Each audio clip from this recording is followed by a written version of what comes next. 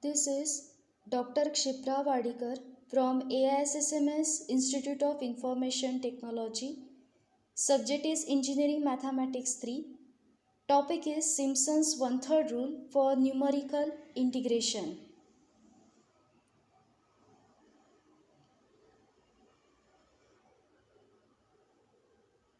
Let us first have a look on Simpson's one-third rule. The rule says, consider a set of equidistant points, say x0, x1, x2, so on up to xn. Equidistant points means the difference between any two consecutive x values is always same. So x1 minus x0 is same as x2 minus x1, that is same as x3 minus x2, and so on. It is same as xn minus 1. A difference between any two consecutive xi values is always same.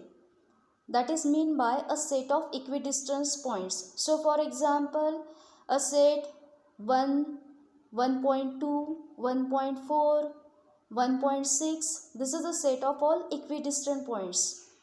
But if I consider the set, say 1, 3, 4, then 7, then this is not a set of equidistant points. So here we require a set of equidistant points, say x0, x1, x2, so on up to xn, and let h be the difference between any two consecutive x values. So let y be f of x and yi be f of xi. Then Simpson's one-third rule is I equal to integration from x0 to xn by dx is given by h by 3 whole multiplied by the bracket y0 plus yn plus 4 times y1 plus y3 plus so on up to yn minus 1 plus 2 times y2 plus y4 plus so on yn minus 2 bracket complete. So here the first term is addition of first and last value of y0 plus yn. The next term says it is 4 times all those values of y whose suffices are odd numbers.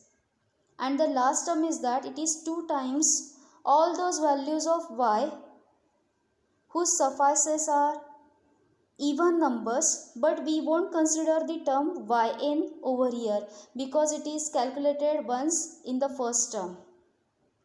So for the last term we have the terms y2 plus y4 and so on up to yn minus 2. Yn is already considered in the first term.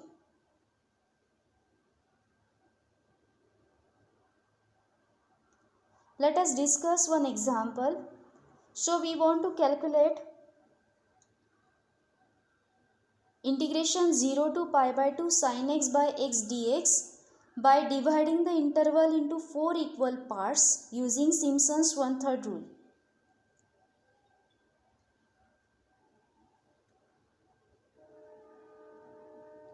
So here our fx is sin x, y is f of x. We want to divide this interval into 4 parts. So starting value is x0 equal to 0, then x1 is pi by 8, x2 is pi by 4, x3 is 3 pi by 8 and x4 is pi by 2. H is the common difference, that is pi by 8. Corresponding to this x values, let us calculate what are y values. So y0 is f of x0, that is f of 0. So that can be calculated using this limit as x tending to 0 of sin x by x is 1.